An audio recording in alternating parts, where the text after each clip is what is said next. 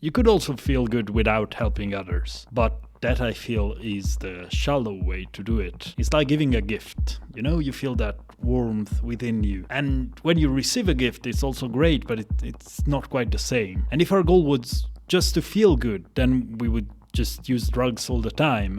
Hey guys, welcome to the Rational Optimization Podcast. My guest today is Francesco Fumagalli, also known as Fuma. He's a bachelor student of cognitive science and artificial intelligence. And in this interview today, I first asked him a little bit about who he is, what his background is, and after we started talking about his goals, and just started questioning it.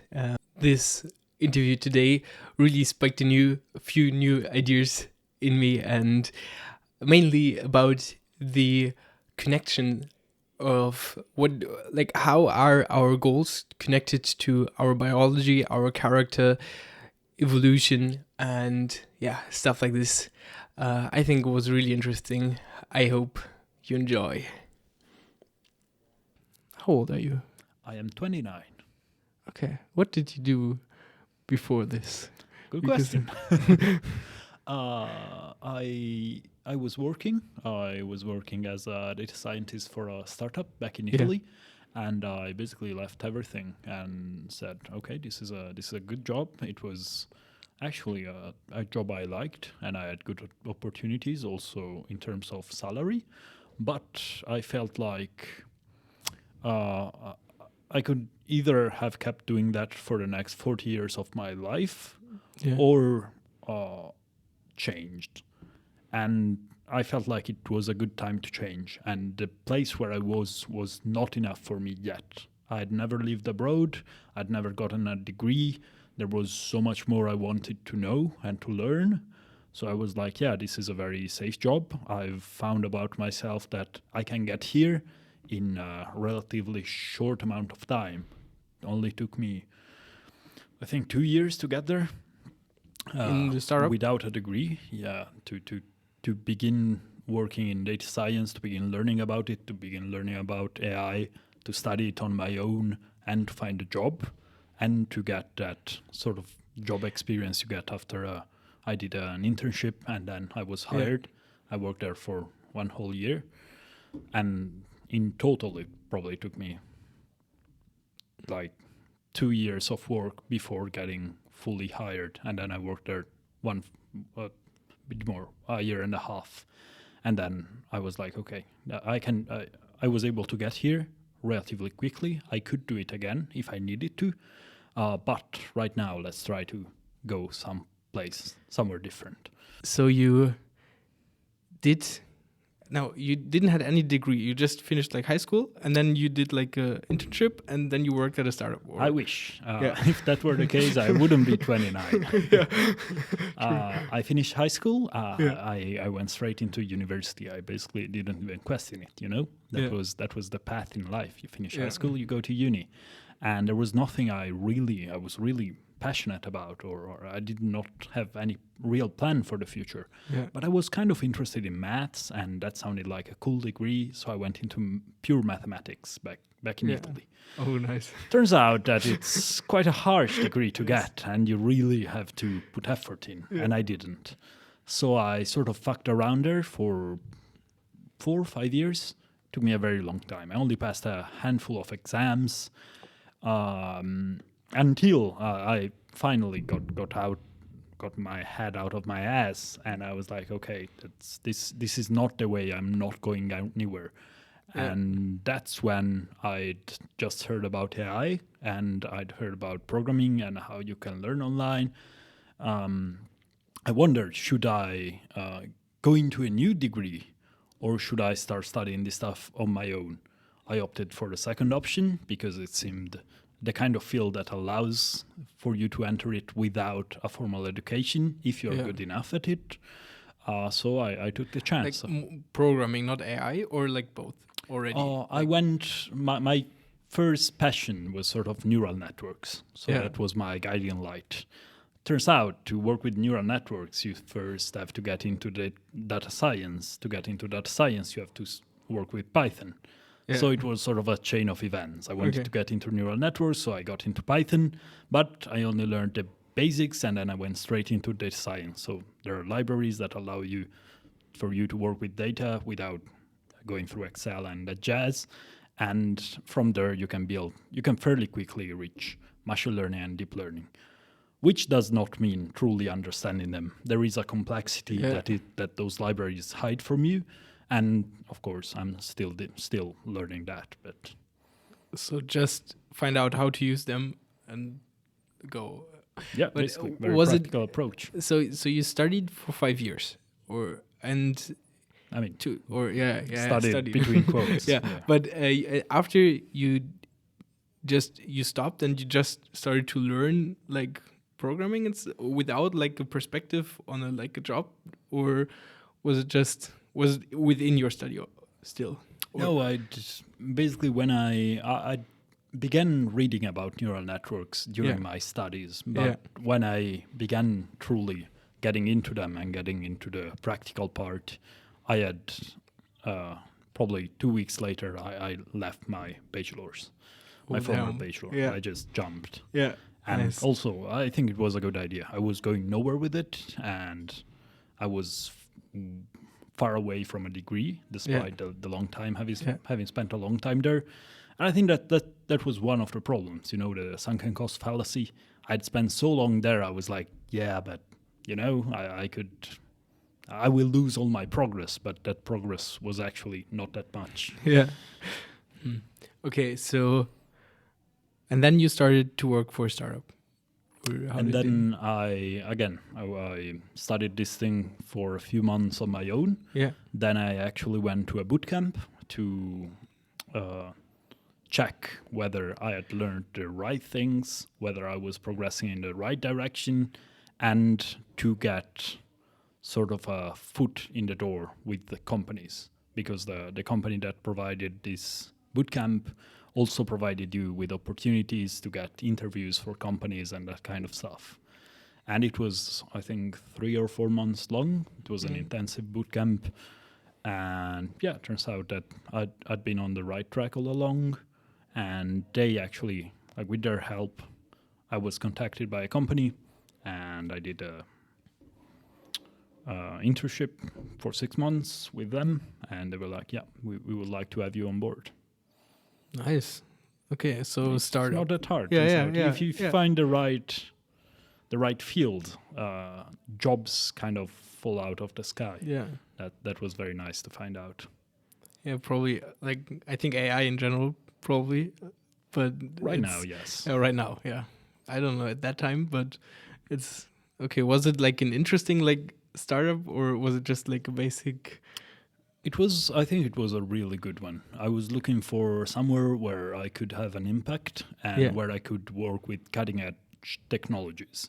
I did not want to be the guy doing data analysis and data cleaning all day long for huge companies who probably would have paid me better, but it's not really interesting work. And I think interesting work is something I really it's something I aspire to have in my life. So I would probably have gotten very bored. I would still have accepted almost anything at that point. But I was lucky enough to get an offer for a startup, and you can really make a difference in a startup because there's 5 people working. Oh, damn. When we began, when I left it, we were around 20, 25. But you can really feel like Yeah. what you do, your job makes a difference.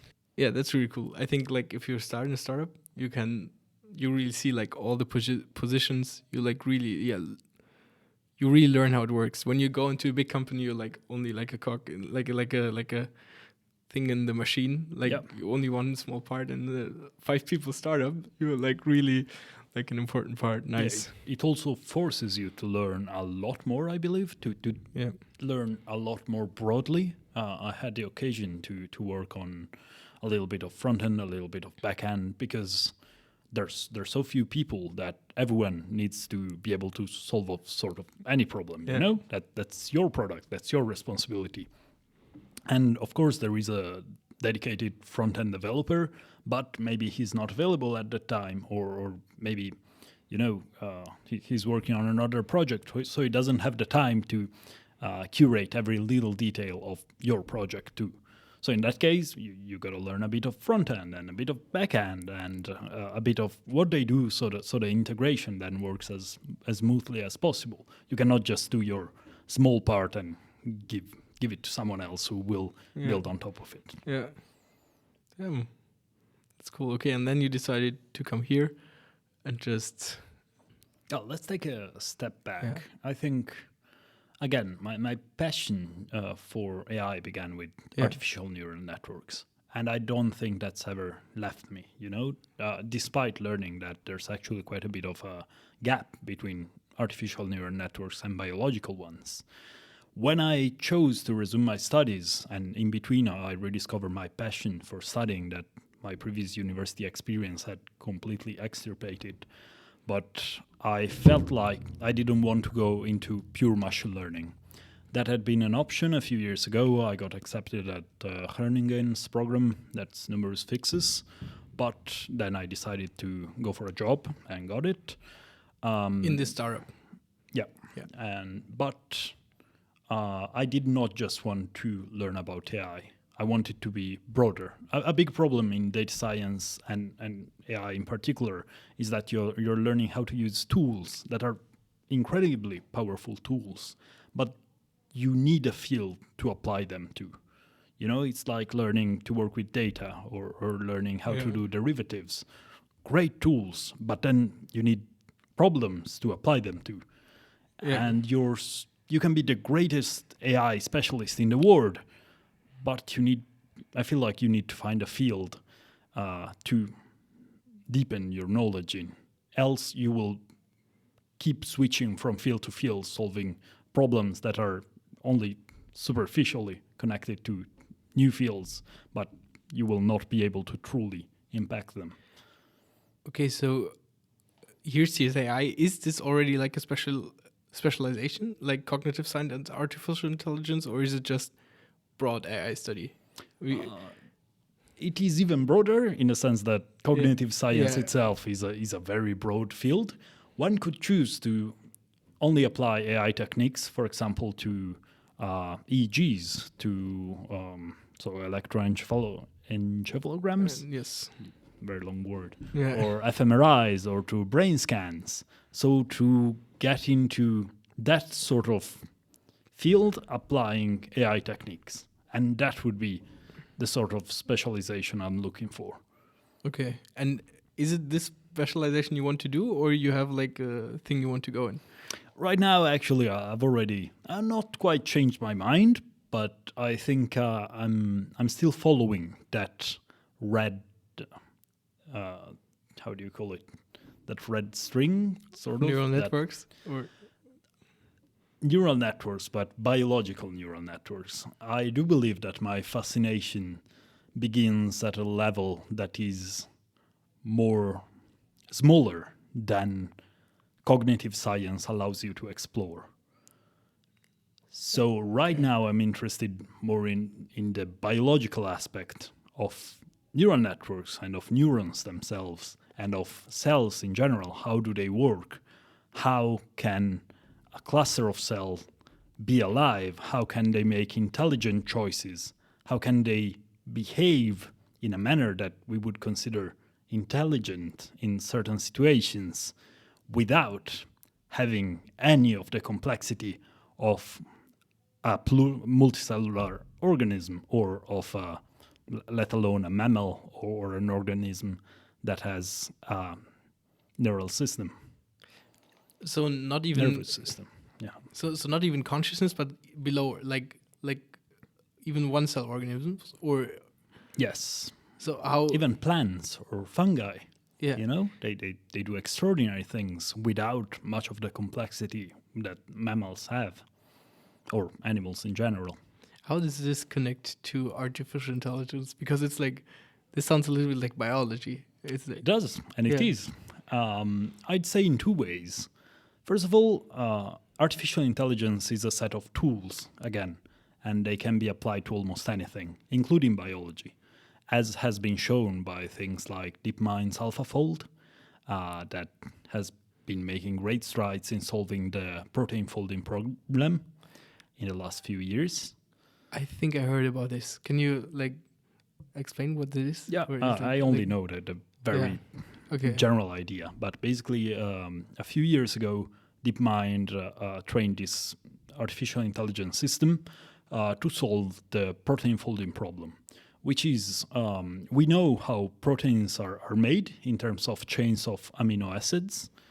Each protein is a chain of those building blocks that are amino acids. Thing is, those amino acids fold in space to form three-dimensional structures. That it's quite hard to predict. It used to be almost impossible. We knew basically the shape of a few of them, but not that many. And they developed this AI system that is able to predict the shape of many more with a high degree of accuracy, which was an unsolved problem for probably 100 years before that. And it's really useful in drug discovery and in advancing chemistry and biochemistry. So yeah, that's just an example of an application of AI to the field of biology. That's in one direction. There's also a big influence in the other direction, in the sense that a lot of artificial intelligence models were inspired by biology. So we're talking about swarm intelligence and colony optimization models. Just the name reminds you of ants, of swarms, of evolutionary algorithms that behave sort of were inspired by biological evolution.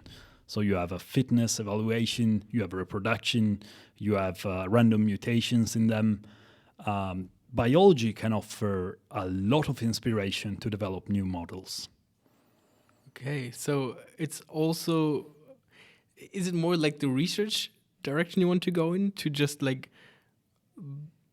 basically learn some, like understand deeper, or is it more like a practical, you have something practical in mind you want to do with this, or is it just your curiosity?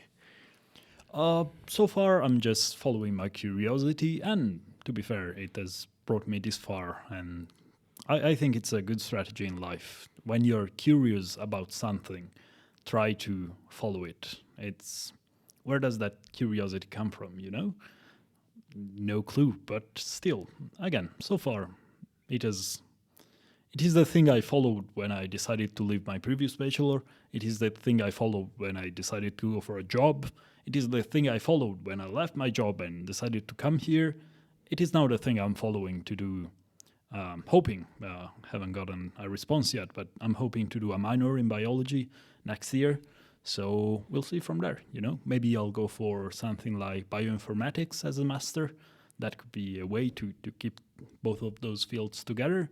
Maybe I'll go into pure biology and just keep the AI part with me and use those methods to be a better biologist. We'll see. But I do not have a clear question in mind. I do not have a burning problem. I do not want to cure cancer per se, or that kind of stuff. Okay. But I think it's really interesting, especially what you said, with the fungi and how they communicate, or swarms, how this works, ant colonies is so fascinating, so incredible if you think about really it. Is. And they're very simple. That's the thing that makes it even more incredible. This simple, between quotes. That's a bit of the problem I have with cognitive science. And I've read, what was his name? Eric Kendall's autobiography. Mm-hmm. He's a Nobel Prize winner. He discovers some of the key mechanisms of how memory works, how at a cellular level. And to find that out, he originally planned to go into psychiatry, but then he decided to go instead for the sort of to dedicate his life to this problem. And to study it, he had to go to the simplest organism he could find where that exhibited this behavior.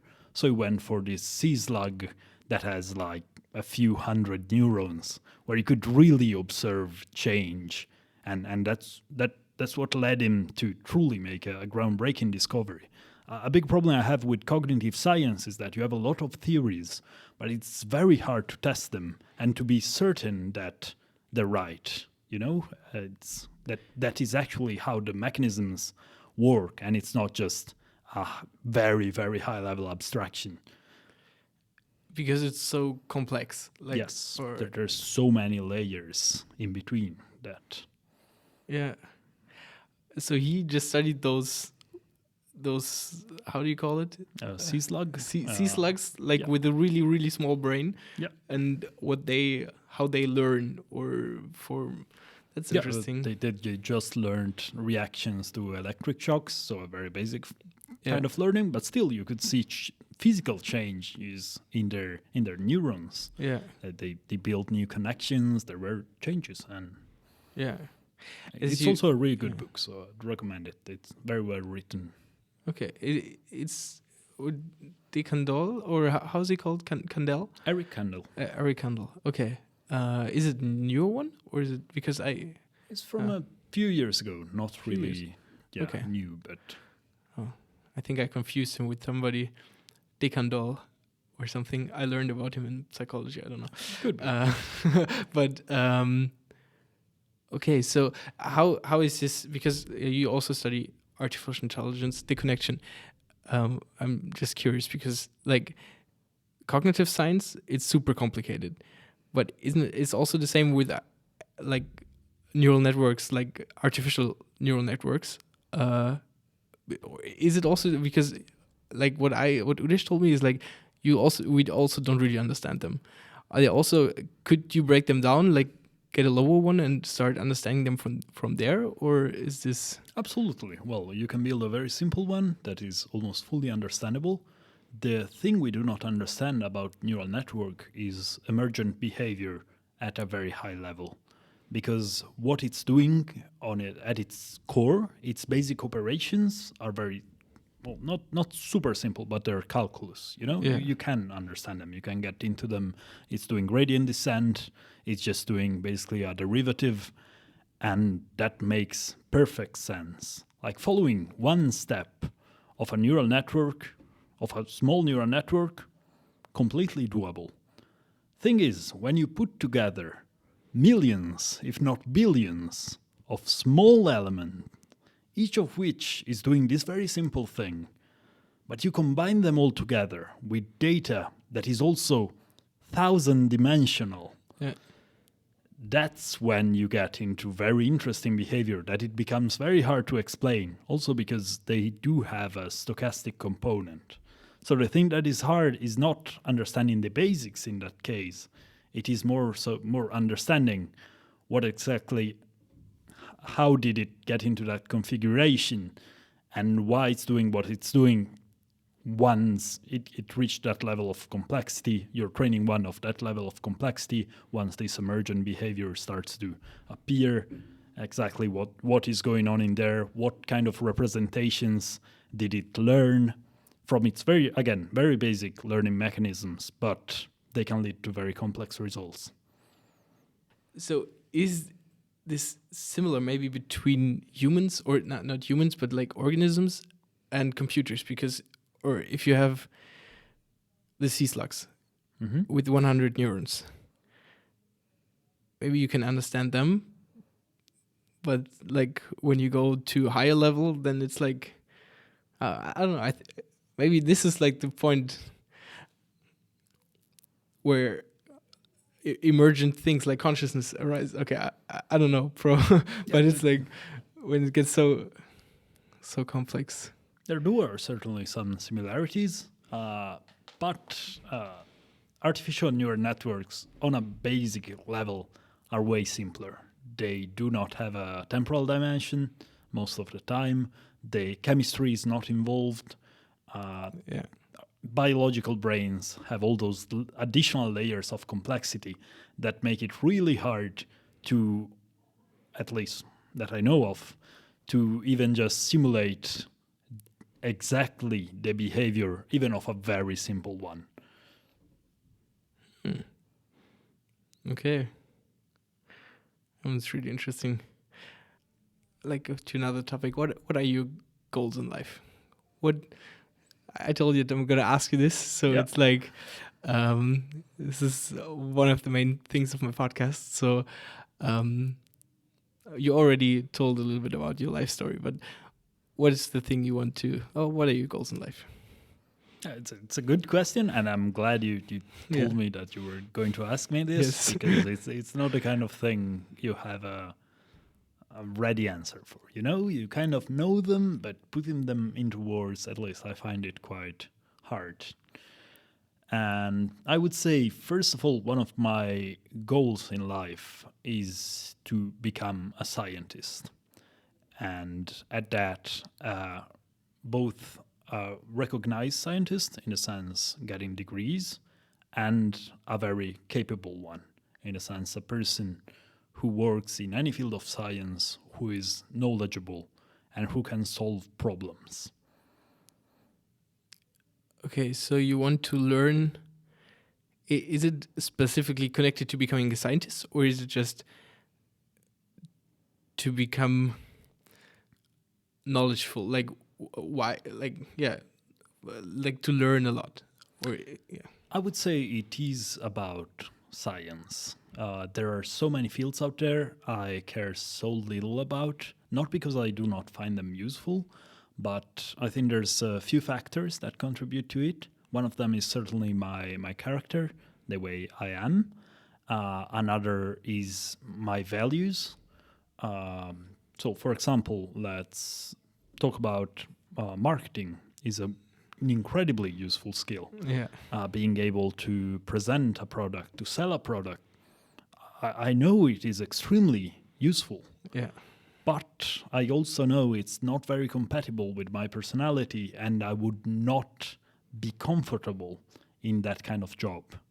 I could do it. I've been a bartender before, for example. I do not mind for a while being outside my comfort zone, but when looking for a place in life, I would rather follow my niche and the things I'm naturally gifted at. So those would be. I've always been pretty decent at studying, although I forgot that for a while.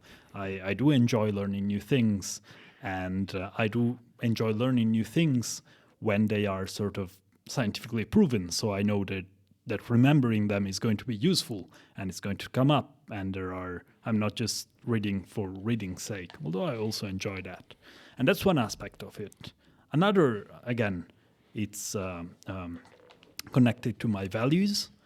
And for example, I do not value money much. I know for some people it's the ultimate goal in life. It isn't mine. I think money is a great tool, and of course, you need a certain amount of it to survive. But I see it as a token of your usefulness to society. So if you're doing something positive for society, in a good society, you get a decent amount of money for it. But again, the money is just a token, and doing the good thing, the useful thing for society is the actual goal. So in that I see, again, why science?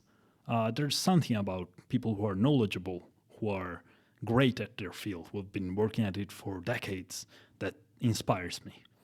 I think a good way to find your goals in life is to look at people who inspire you and wonder, what about them? So you want to advance knowledge in like basic science or applied science? What is like you want to just discover and learn new things, or you want to have like practical problems that you try to solve with science? That is also something I've pondered about, and if I could choose, ideally, I would not position myself at a purely abstract level. Else I would have become either a theoretical mathematician or a physicist.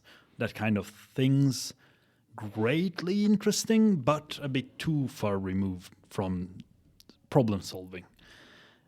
On the other end of the spectrum, I believe there are people who are like mechanics, who truly get their hands dirty and solve the problem. But that's not the kind of level I'm super interested in. It's a bit too low level this time. There's a step above that is sort of the engineer who builds what I would call almost a blueprint that is still situation specific, that the mechanic will then implement. One step above the engineer, the guy who makes more general blueprints, who sort of takes the purely theoretical approach, gets it working into real life without applying it to specific situation, without adapting it to every single specific situation, and again, one step below, without getting his hands dirty. I put between quotes. I think those people do great jobs, and absolutely all of those levels are needed in society. But yeah, so this sort of more theoretical than practical, but still connected to the real world level is the one I would aspire to work at. What does it mean in practice? No clue, but Okay. I guess I'll figure it out. Yeah. So you said that you want to do this because it's like it fits like your character, your like interests and like your inclination. Yes.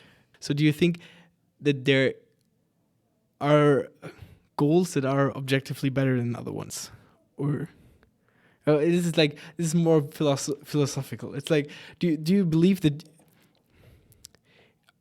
is this goal just a random choice based on like your interests and your character, or do you have like a deeper reason for doing this? Like, yeah, no, you like, for example,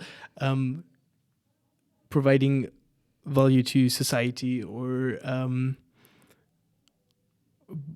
being happy, or yeah, like. Yeah, I would say, and this also sort of answers your question, if there are some goals that, in my opinion, are better than others. I do believe that the goal that adds the most value to society is the better goal, almost always. Of course, it is at edge with living a good life yourself, so everyone should find a balance between those two. But I do believe that we as humans, as social animals, are at our happiest when we are able to help others. So you should find the place in the world where you're able to maximally provide value to others. And in return, in a good society, the society will reward you with, well, both with money, with status, with all the things that we do enjoy as, again, as social animals and as envying one another. And I think some people sort of conflate those rewards that we give to people who help society a lot with the actual goal, that is helping society a lot. Okay, so you say it has intrinsic value to improve society? Like, It does. I think it feels really good when you can do something great for others. so is the reason for helping society that it feels good for you, or is it because you believe that it's like a personal explanation, like a personal benefit from helping society, or you believe that there's like a underlying benefit to helping society, like that is underlying more valuable? Yeah. I think there's both. Like, I do believe we have evolved to feel good again when we Yes. help others, and For sure. so the two things are one and the same. You know, helping others makes you feel good, which is good in itself. You could also feel good without helping others, but that, I feel, is the shallow way to do it. It's like giving a gift. You know, you feel that warmth within you. And when you receive a gift, it's also great, but it's not quite the same. And if our goal was just to feel good, then we would just use drugs all the time and live the rest of our short lives in a drunken stupor. But we would be tremendously happy. Just I do don't know. cocaine for 24 hours straight until you can no more, you know? I don't agree. I think if you want to maximize, like if you see your life as a curve with happiness, and your happiness is like when you're really high, and 1 year really high is like 1 year times like average 7 happiness, so 1 times 7, like you can calculate it this way. If you take a lot of drugs, you die really early. You maybe have a high happiness, but in the end, the area under the curve is like smaller. So it's like, sense. or it's also not so sustainable. Like if you take cocaine, yeah, I think it's really nice, probably, like also heroin, but it's not, you don't sustain this for long periods of time. So I think that maybe still, like to get happier, is it possible that, like, or this is my idea, that it's like you stay, also this like helping society is like a way to get the most out of like the area under the curve, because this way it's like the balanced approach. Of course you can't do like anything too extreme, but yeah, what do you think about that? It's like, I mean, I see your point, and totally fair.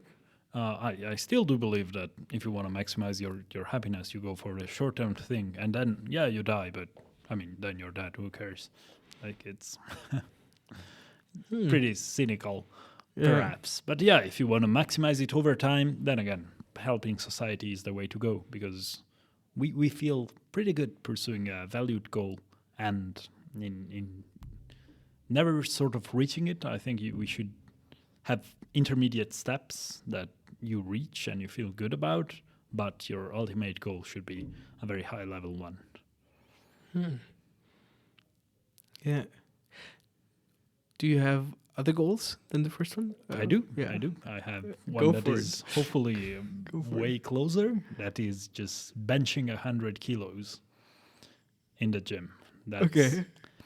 It's honestly sort of shallow in a sense. It's just I've been reading and studying and to become a personal trainer for years. A few years ago, I followed a course. I was like, yeah, I'm gonna do that in life. Then turns out you have to be very good at selling yourself, and you kind of have to be very good at saying a lot of information that may not be 100% accurate, and sort of to make people feel good and to draw them to you instead of all the other personal trainers around. And but I do believe one of my core beliefs is mens sana in corpore sano. So I do believe that both nutrition and physical health are extremely important for mental well-being. So I think last year, basically, I hurt my ankle and I had to stop playing volleyball. And I had to take a couple of months off. And after that, I was scared of starting a new sport. So I began finally going to the gym with regularity. Before that, I'd been doing it, once a week, more or less, after the other training, after boxing. It was not really the priority. But now I've been doing it 3-4 times a week regularly. And I set myself a goal, and it's completely arbitrary. It's just a cool number. It sounds nice. But I would like to be able to say, once in my life, I was able to bench 100. Yeah. That would be nice. Nice. Okay, so it's not like a deeply philosophical goal. It's just Nope, not at all. Yeah, it's just okay. a goal. Yeah. And it does help me. Sometimes you're like, no, maybe I won't go. Maybe I could give up. But then you're like, yeah, but I've already progressed this much towards that goal. I started from 50, now I'm at 75. Yeah. It's like Giving up now would be a pity.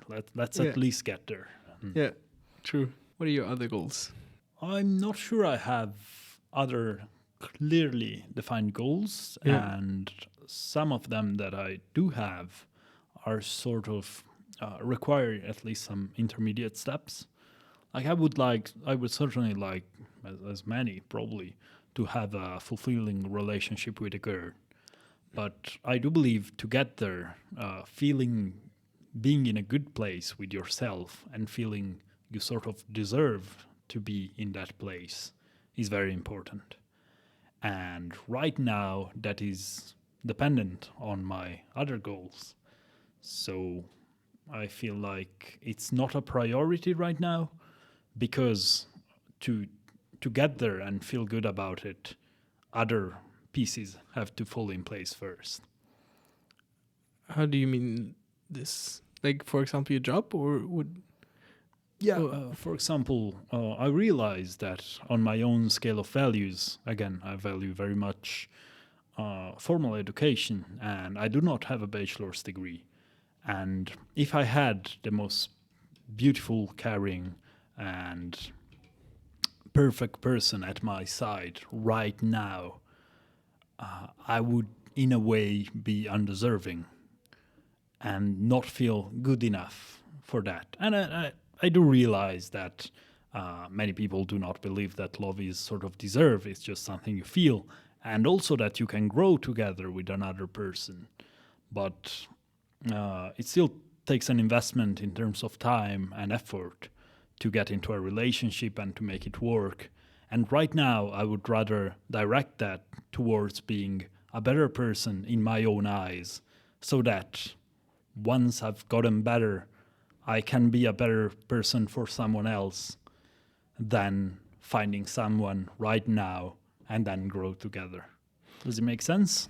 yeah. What does it mean to be a better person for Great you? question. Yeah. Again, in my eyes, it's strictly related to my goals.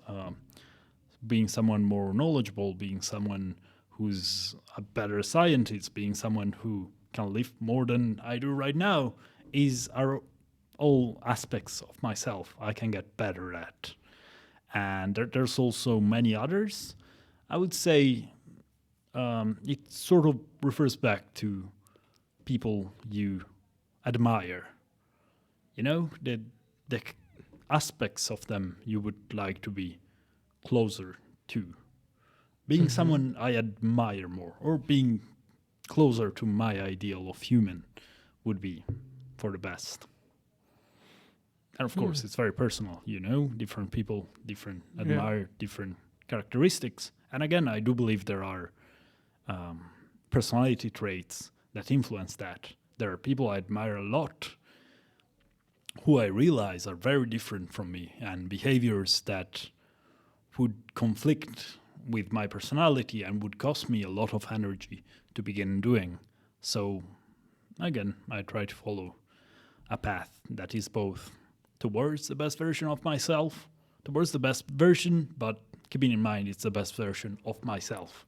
So, Yeah. without throwing myself away, I cannot do that. I have certain mental patterns, they're hard to change.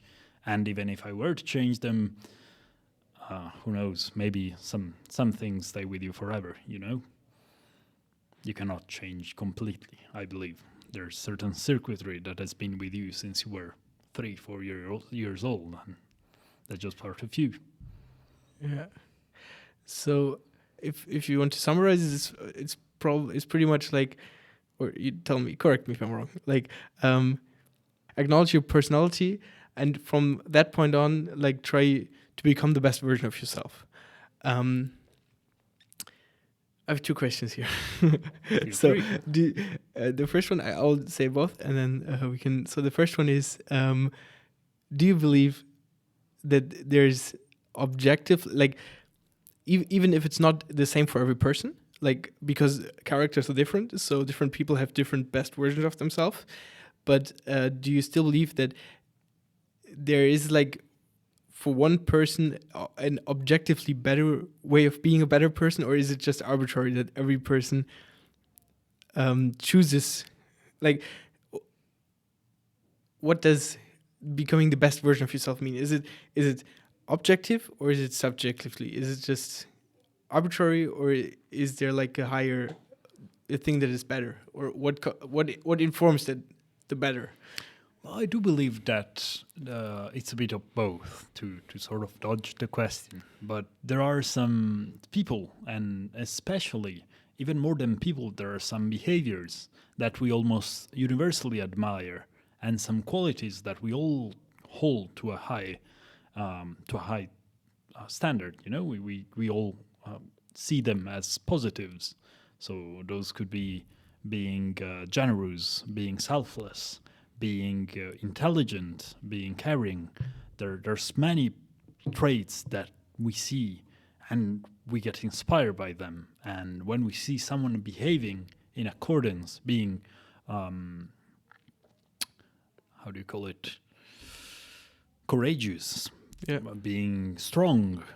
Those are all things that I believe almost in almost every human tribe that they are admired, and I do believe those are the traits of heroes most of the times, because they are the traits that we saw, and in almost all cultures we were impressed by them, and we sort of distill them into those figures of heroes that are nothing but, again, collections of actions and personality traits that we see as great and admirable.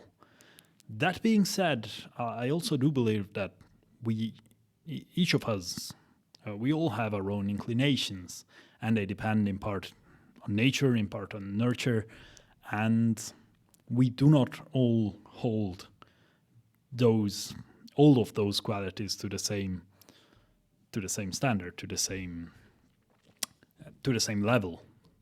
We tend to like some of them more than others, and we tend to pursue in ourselves some of them more than others. Do you believe that there's something like, for example, let's say a psychopath that has like super egocentric goals, and like his best version is like very rich and no, it doesn't matter for other people. Does this have like the same is it is this the same level as like a like normal human being that has like those standard values and goals? Well, they aren't. There's a reason we identify that as a psychopathology. They're deviant from the norm, and luckily they are quite rare. But yeah, they will probably not have the same values as most of us, which is what makes it so hard to interact with them. I mean, not the same values, but like the objectivity, objectively, if you view this, you think there is like something that is objectively right about the way we live our life, or is it just like random from like chosen from evolution or something? Or I mean, purely objectively, I do not believe so. yeah. But humanly objectively, then I do believe there are some shared values that are also the ones that help our species survive. So, from a purely Darwinian point of view, for example, if we help each other, we are way more likely to survive than if we are constantly at war and we only think about ourselves, on one hand. On the other, again, from a purely Darwinian evolutionary point of view, it makes sense that in a society where everyone is helping each other, if you are born being very selfish, you are the king because everyone is helping you and you're helping no one else. So it makes sense that they're out there, that evolutionarily speaking, it makes sense that those traits arise and that they keep surviving. But they have to be balanced. There can only be so many of them.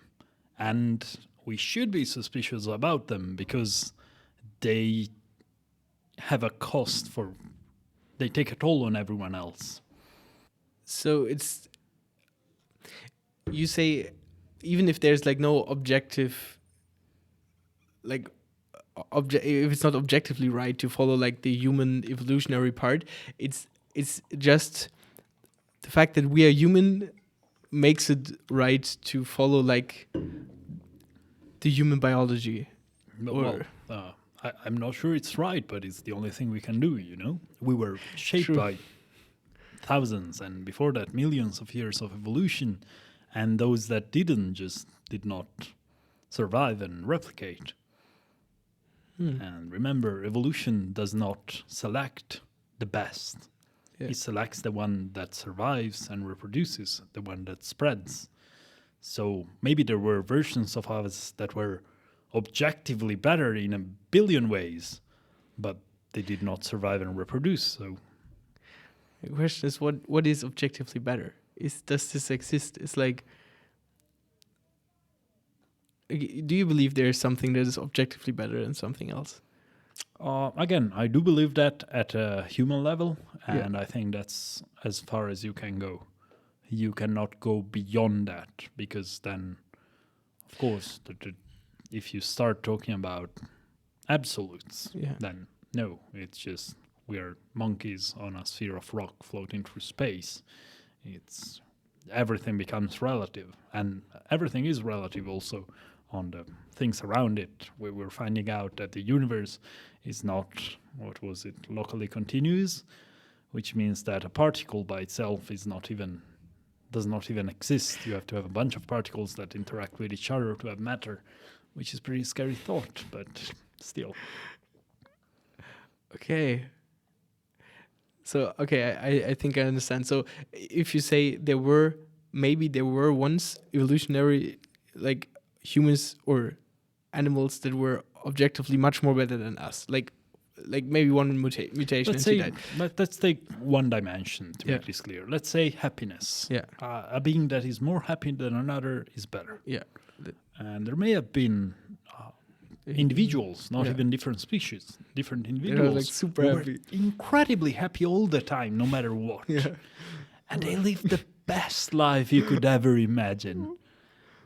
And yet, they probably did not survive because they were so happy regardless if they hadn't eaten in days, if they hadn't found a companion, if they were ill under the rain. They were so happy they did not go and find a shelter. They did not go and try to find a companion. They did not go and try to find food. So they did not. They had less of a competitive advantage. Yeah. Not to be better, again, in this dimension of happiness, they were the best. But to survive and reproduce, that is the only dimension evolution cares for. Yeah. It's an interesting way to view it. So if you accept the claim, like I don't know. I give it I have a really big note-taking system. In my note-taking system, I have a note about like objective meaning. The thing you said, like, if you zoom out far enough, we're just monkeys on a ball, and there is like no bigger thing. I won't give it 100%. I say maybe there's like a 0.001 chance that, or there's a chance that there's like something objectively right. I don't know, like.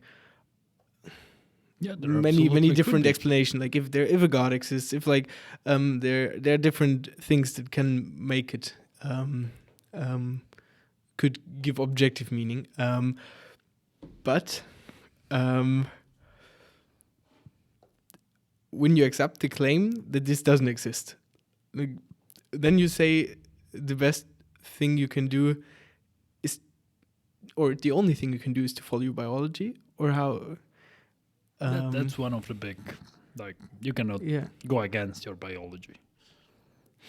So your goals, they're based on your character and the values that evolution gave us. Like both evolution and society, of course. We were born in a society with certain values, and your personality, your parents, a whole bunch of factors help shape them. Mm-hmm. Okay, so wait, your personality and like your society, your genes, everything. This is like a mixture, and you just say, okay, I'm gonna just follow my passions, and there's no like. You just follow this, not like. No, specifically that you try to get as happy as possible or be as courageous as possible or be as like just in every scale become better, or is there basically with different degrees of, well, first of all, of success, unfortunately or fortunately, and with different degrees of intensity. Some values I put above others, as we've already discussed. But I would say it's pretty one-dimensional to put like courage and always be as courageous as possible. That also means oftentimes doing something that is incredibly stupid. Surely incredibly courageous, but you won't go of course, go very far ahead. So I do believe that putting a more complex value at the top such as providing the most value to society, which requires a series of decisions, which also include bravery and strength and knowledge and all those sort of more simple values to combine together to different degrees, and which lead you to act in different ways in different situations. Because let's not forget that all about this has to be expressed as a behavior. You can think of yourself as the most courageous person in the world, but when the time comes to act, do you act courageous or do you not? And that's sort of the key question. And do you act in accordance with those values and with this higher level value that encompasses many others, or are you incapable of doing that? Have you ever thought about measuring what it means to become the better version of yourself? You could assign metrics and say, okay, like for example, bench press. It's a really That's very measurable. this is but like in general, you could like. Do you think you should really like focus on goals, or is it you think it's just fine to just live and see and follow your intuition, what you think the right goals are, and sometimes Yeah, I think goals should mostly be guiding lights. They should give you a direction, and they should give you a standard of behavior you would like to adhere to. They should not be prisons. And you should cut yourself some slack, because if your ideal is worthy enough, you will fail to adhere to it. And you may, especially at the beginning, when you start realizing how it is you want to act, you will fail a lot. But that is part of the process, you know? But this doesn't make it bad. Like you can, like if you start measuring it for, like, of course, like we can just go really simple. Let's say just the bench press. It's like, it doesn't matter if this is really like if this is really the better version of yourself that can press more, but if you just measure it in this dimension, of course, like when you never have been in a gym, you will fail a lot, but it's like, it doesn't make it bad to measure it. Like if you define this as becoming the better version of yourself, like, isn't the best way to achieve this to like rigorously start to measure and try to improve? And like if you make a mistake or like try to find out why, reflect on it, try again, and it can be for more precisely defined goals. For example, I'm a very scientific lifter. Yeah. I every time I go, I write down exactly what I lift, how many times. I have the specific times between sets marked down, and I keep a timer with myself. If I'm resting a minute and a half, I'm resting a minute and a half. If I'm doing 12 times 3, I'm doing 12 times 3. And then when I reach 12 times 3, I increase always by 2.5 kilos, and then I try again. I have my method, and I'm pretty methodic, and I think that works great for those kinds of goals. But when you have more ill-defined goals, such as being, again, a good person, when you have different categories and more less clearly defined categories, such as being more courageous, you should certainly keep stock of what you're doing, keep track, especially of the good things. Like one night you're out and you see a pretty girl, and you would like to be the kind of person that just goes and talks to her. And I do not believe you need to track it in the sense of writing it down, because your brain knows exactly when you do it, and it will remember it a lot. And it will probably not remember as much when you do not do it, but that's also right, because again, especially at the beginning, we fail a lot. So if we were to write down, Monday I did not talk to the cute girl, Tuesday I did not talk to the Wednesday, I feel like it would be kind of depressing. But that depends on what kind of person you are. Maybe it would be very useful. Maybe it wouldn't be. I feel like, to me, it may be more penalizing than helpful. I'd rather just the one time I go and talk to the girl, have it as a memory, and then the following time I can think back on that memory and sort of be like, yeah, I did this thing once, maybe I can do it again, and so on. And So in my personal search for what I want to do in life, I really started to, like, it all comes down to your goals. Like, it's everyone acts on their goals. No, only that for some people they clearly defined them, and some other people have not. And so I'm thinking about if it's maybe the right way to just like rigorously try to define your goals. Like, if you say, I want to become a better person, like, really define what does it mean for me to become a better person, and really work after this. I don't know if this is a good idea, but it's it like, could be. like, maybe, Again, I think it very much depends on what works for you. For example, when I used to be at my old bachelor, one thing I did was I wrote down every day I went to a lecture. And my goal was to go to at least 3 lectures a week. So I began tracking every day. Am I going to a lecture? Yes, no, yes, no. What I do now, that my goal is truly, my top goal is getting a degree at the moment, to pursue this sort of idea of myself as a scientist, as a professional man of science who's knowledgeable and recognized, which would also, to be fair, stroke my ego, which is a big part of myself, and I completely recognize that. But that is not even a question. I do not track that down because there is no option of not going to a lecture.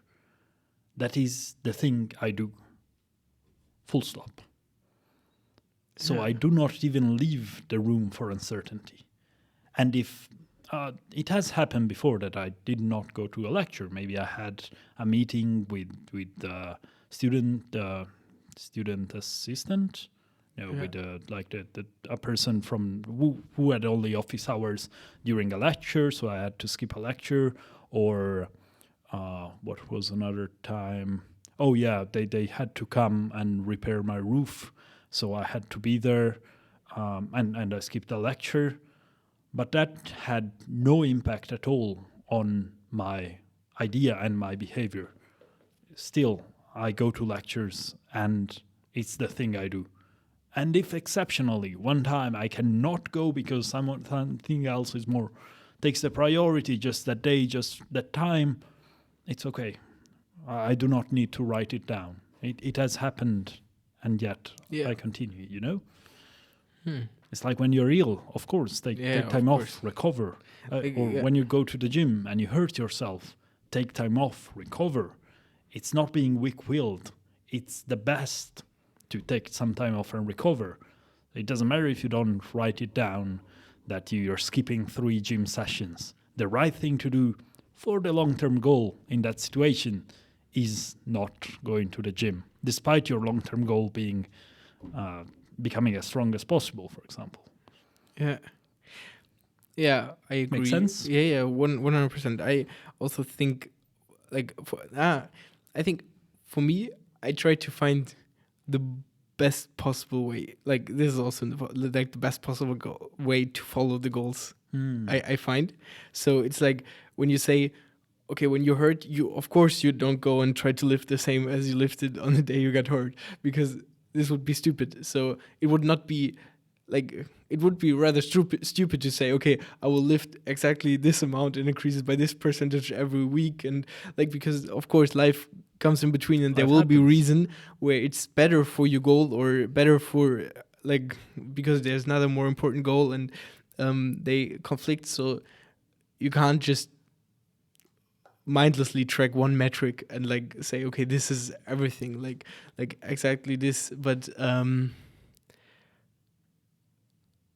but still you can like reflect like or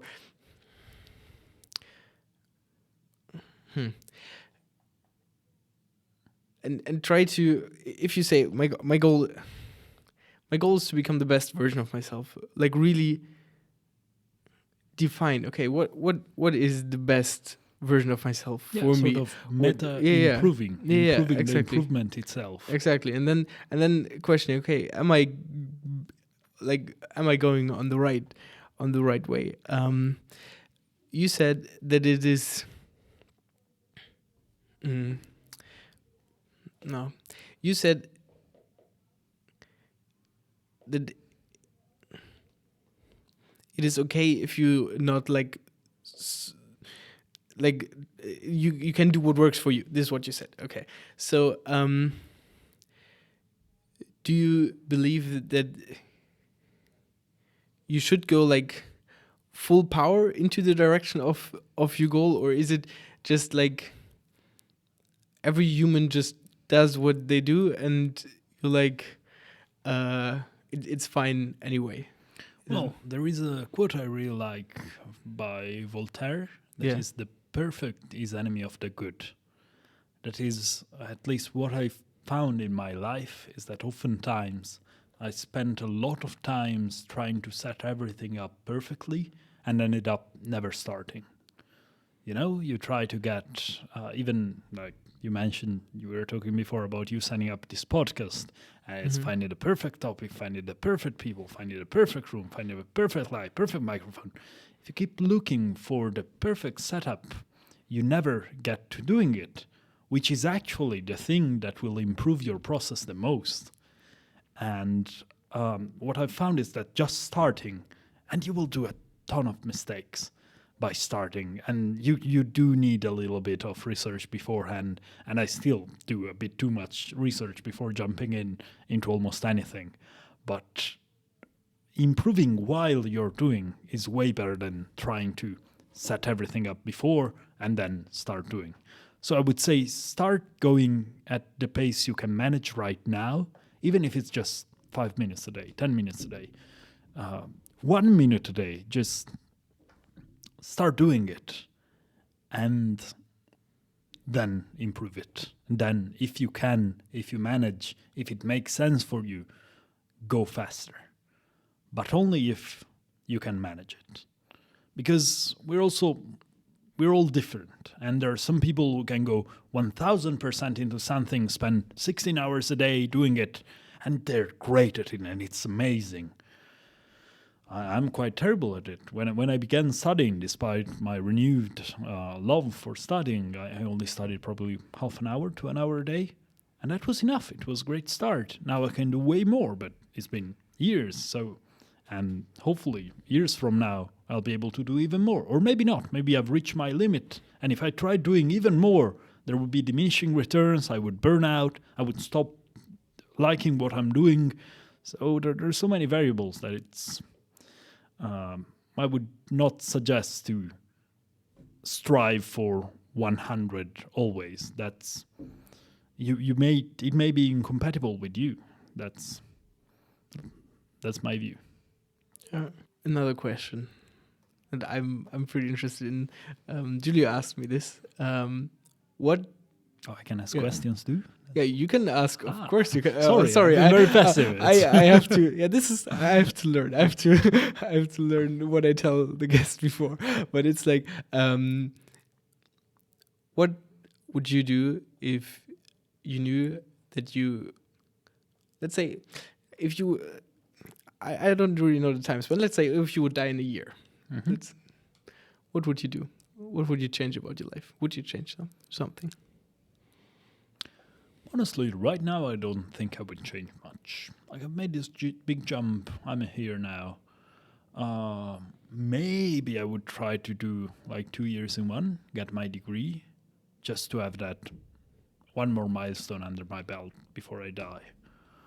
But really, not much else. It's a pretty good feeling. It's nice. I know I'm on a... It took me a long time to get here, but right now I do believe I'm on a good road. That's beautiful, man. What about you? Are there things you would change?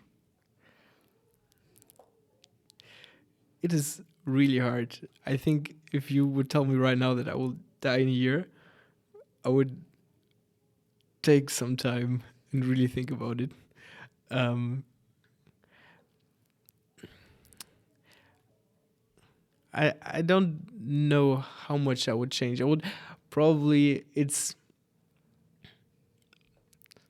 I would probably go even harder on my research on um, on trying to find I'm trying to find objective meaning if it exists, and I'm really fascinated by this. And it's a thing that I believe is the only thing I have arguments for to be objectively meaningful.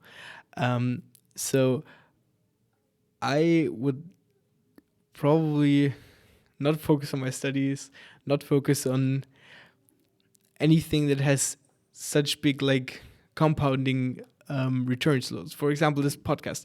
I do this podcast because I don't believe that in the first few years I'm gonna get a lot of returns other than nice conversations. Like it's probably gonna mostly be a lot of work, especially like cutting all of it, putting it also short videos on the internet and stuff. It's gonna be a lot of work. But I think over time it can compound because I I meet a lot of new interesting people. There are people that get to know me that are like, oh, Elias is doing this podcast. Oh, that's super interesting. I'm also super into searching for objective meaning.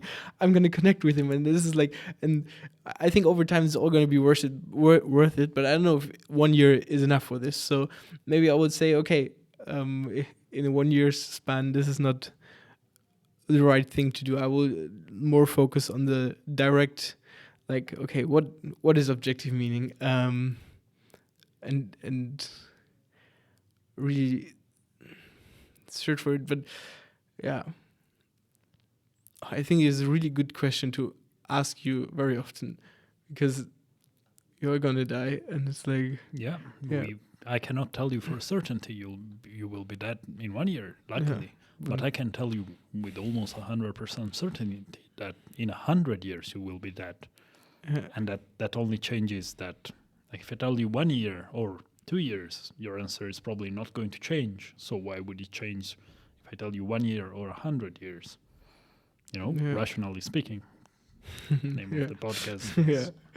Yeah. Memento mori. Those are very important.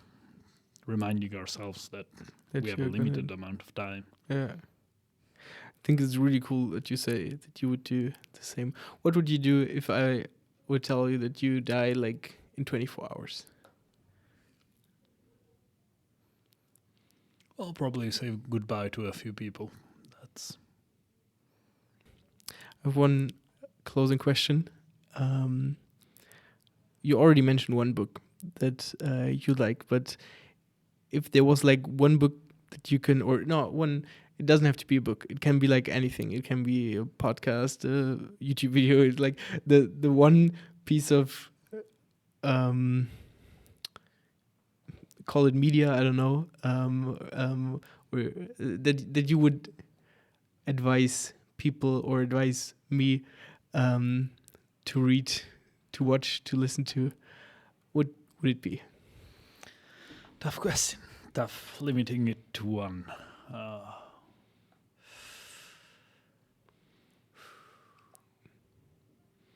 Can just choose one. When I have you on again, then you can say the next one. Nice.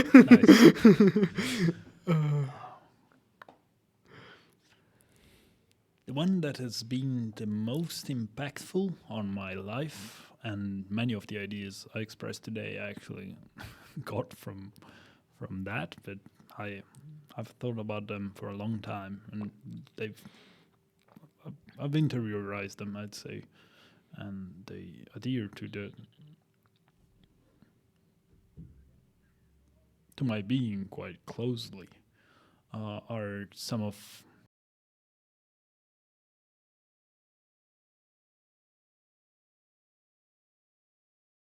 lectures or his lectures, yes. Okay. Because I do believe when he talks about things that are outside his field, he can sometimes say some very outrageous things, But when he talks about philosophy, mythology,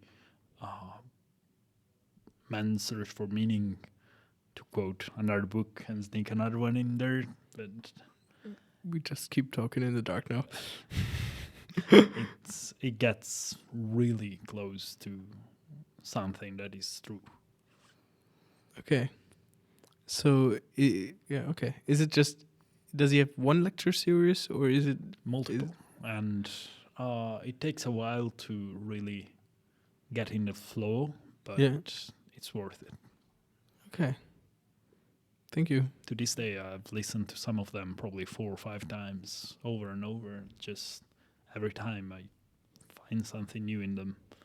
And that can go from Pinocchio and to and its meanings, why Pinocchio or why Harry Potter, why is it so famous? What mythological topos does it cover?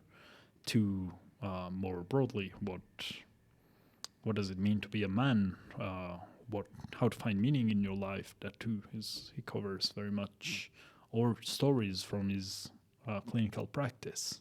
There's so much that is really worth listening to. Okay.